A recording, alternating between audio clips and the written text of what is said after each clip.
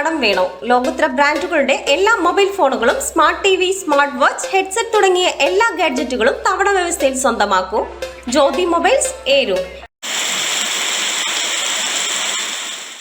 ഒരാഴ്ചയായി പെയ്യുന്ന കനത്ത മഴയ്ക്ക് ശമനമില്ലാതായതോടെ മഴക്കെടുതിയും റിപ്പോർട്ട് ചെയ്തു തുടങ്ങി. ഏരൂരിൽ ഒന്നിനു പിറകെ ഒന്നായി 2 വീടുകൾ തകർന്നു.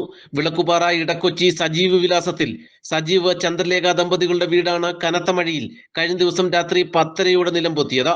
ഈ സമയം വീട്ടിനുള്ളിലുണ്ടായിരുന്ന സജീവനും മകൻ അമൽസാജിനും ഓടും മേൽക്കൂരയും വീണ് പരിക്കേറ്റു. തലയ്ക്കും കൈക്കും പരിക്കേറ്റ സജീവനെ പുനലൂർ താലൂക്ക് ആശുപത്രിയിൽ എത്തിച്ച് ചികിത്സ നൽകി.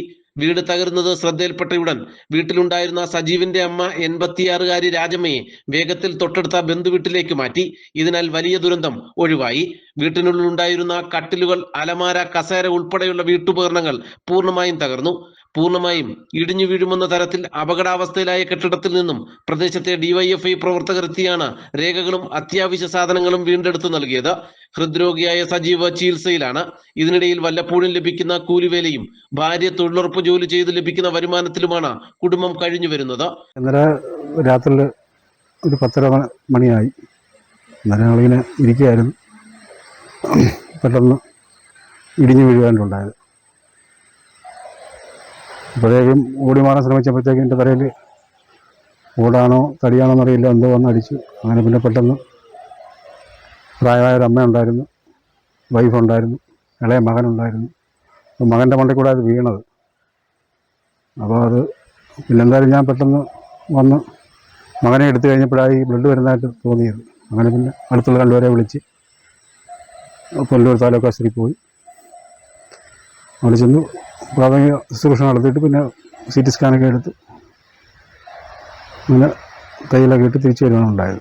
ആകെ ഉണ്ടായിരുന്ന വീട് കൂടി നിലം പൊത്തിയതോടെ ഇനി എന്ത് എന്ന ചോദ്യത്തിന് മുന്നിൽ നിസ്സഹായതയോടെ നിൽക്കുകയാണ് ഈ കുടുംബം. എൻ്റെ ഭർത്താവിന് ഇതുപോലുള്ള ബുദ്ധിമുട്ട് വന്നത് കാരണം ഭയങ്കര വിഷമമാണ്. വീടില്ലാത്തതുകൊണ്ട് ബുദ്ധിമുട്ട് ഭയങ്കരമാണ് ഞങ്ങൾക്ക്. അതെന്തോന്ന് വെച്ചാൽ അതിന് ചെയ്ത് സഹായിക്കുക. സുഖങ്ങളില്ലാത്തതാണ് എൻ്റെ ഭർത്താവിന്. നമ്മളൊക്കെ ആയപ്പോൾ ഞങ്ങൾക്കൊന്നും ചെയ്യാൻ വയ്യാത്ത ഒരവസ്ഥയായിപ്പോയി. അല്ലെങ്കിൽ എന്തെങ്കിലും ഞങ്ങൾ ചെയ്തു പോയേനെ. പിന്നെ മോന് ഇറങ്ങിപ്പോകുന്നത് ഞാൻ തൊഴിലുറപ്പിന് പോയി ഒക്കെ കഴിഞ്ഞു കുടിക്കൊണ്ടിരുന്നത്. പിന്നെ ആശുപത്രിയിലെ കാര്യങ്ങളും എല്ലാം ഇടയ്ക്ക് ആയപ്പോൾ ഞങ്ങൾക്കൊന്നും ചെയ്യാൻ വയ്യാത്ത ബുദ്ധിമുട്ടായിപ്പോയി. ഇങ്ങനെ ആയിപ്പോയത്. ഗ്രാമപഞ്ചായത്ത് സ്ഥിരസമിതി അധ്യക്ഷൻ ഷൈൻ ബാബു, വാർഡംഗം അഞ്ജു എന്നിവർ സ്ഥലത്തെത്തി. വില്ലേജ് ഓഫീസർ ഉൾപ്പെടെയുള്ള റവന്യൂ സംഘത്തെ വിവരം അറിയിച്ചതായും ഇവരെത്തി ആവശ്യമായ നടപടികൾ സ്വീകരിക്കുമെന്നും ഷൈൻ ബാബു പറഞ്ഞു. തൽക്കാലം ബന്ധുവീട്ടിൽ അഭയം തേടിയിരിക്കുകയാണ് സജീവും കുടുംബവും. നാട്ടുവാർത്ത, ഏരൂർ.